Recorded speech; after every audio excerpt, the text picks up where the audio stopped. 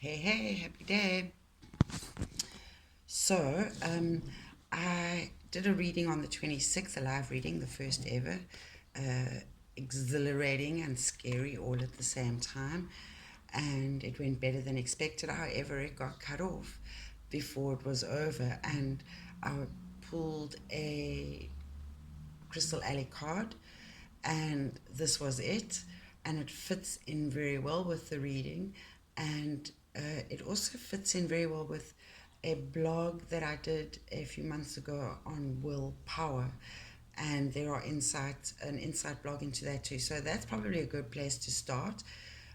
First with the reading on the 26th, and then read the blog on will and on willpower, and then this video will make a hell a lot more sense.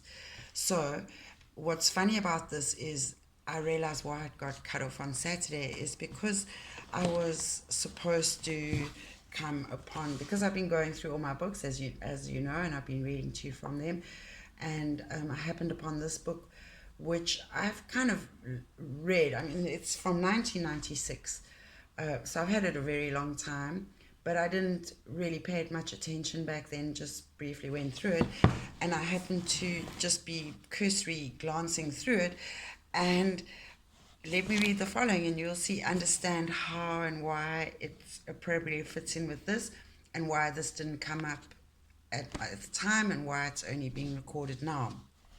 So on page 58, so this book is called Karma Without Stress, a guidebook for the soul's journey by Eileen Connolly. And on page 58, it talks about courage and personal power.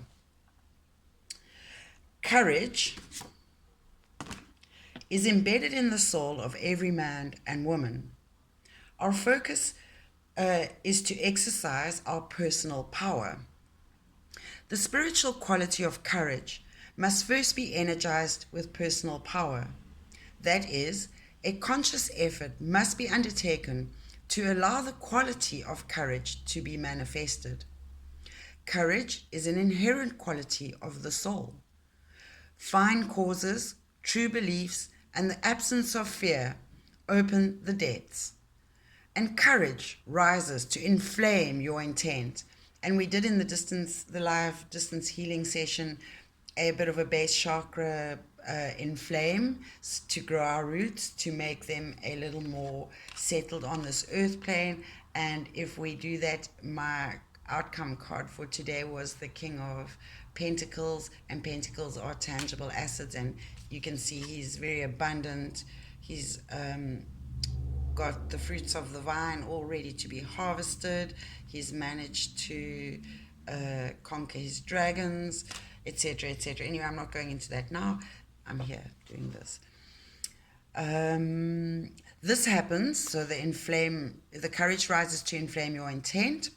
This happens when you take full control of your thoughts, words, and actions. And I love that. I talked about that in the reading. I said that your thoughts are the blueprint and your words are the beginning of the manifestation, but yet it's your actions that actually follow through and carry through whatever it is you want to manifest, your intent, the manifestation of your intent. So this was such beautiful confirmation.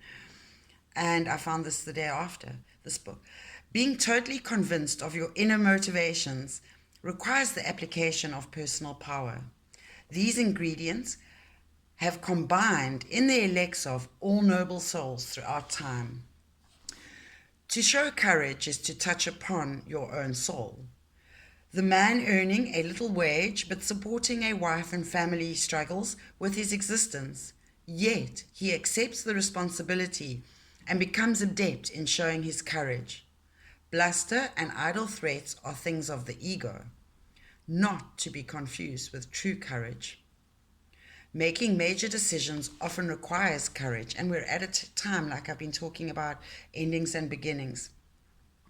To become courageous, you must first take personal control to obtain the power which will flood through all levels of your consciousness and accurately direct you to, your correct choice. Begin by contemplating your need for courage. Consider the situations in which you must apply the quality of courage. It doesn't take courage to make easy decisions. Take a good look at the barriers that are simply there because you did not have the courage to demolish them at the time. Once this realization enters your conscious level and you accept your deep need for courage, you will be ready to generate your personal power. As your power expands, courage will automatically flow in the identical vibratory stream. From that point on, you can free yourself from all your restrictive barriers, limitations. Loved ones will come closer, and the new souls will know you by your personal light. So beautiful. And I'm going to just talk about this bloodstone, quickly, and then end off with a poem from that book called A Friend in Need, which I think might be appropriate. So I'll hold this up as I read it to you so you can see that more than me. I like matching the hair. So I've been very conscious of reds, yellows, and oranges lately. I noticed so many people wearing them, and those are the lower chakras. So we're all looking to ground more and to have more self-confidence, especially with being dented in these times and kind of having the rug pulled out from under us, as it were. So bloodstone is an earth element, and it talks to us of courage. And this image, there is a female warrior bravely crossing a dangerous and potentially fatal chasm. Not only is she in a precarious position upon the brink of total transformation, and we saw that in the reading on the 26th, where I talked about the butterfly on the seat of the King of Swords throne, and I showed you this book, how this book had also come up in my frame of reference, and you can see it's about butterflies. But she is also trapped between two rock faces. She cannot see the other side of the rock towards which she is moving, yet she continues, knowing that she must undertake this act of bravery, even though the reward is not easily seen. In her hand, she carries her shield. Remember, that is the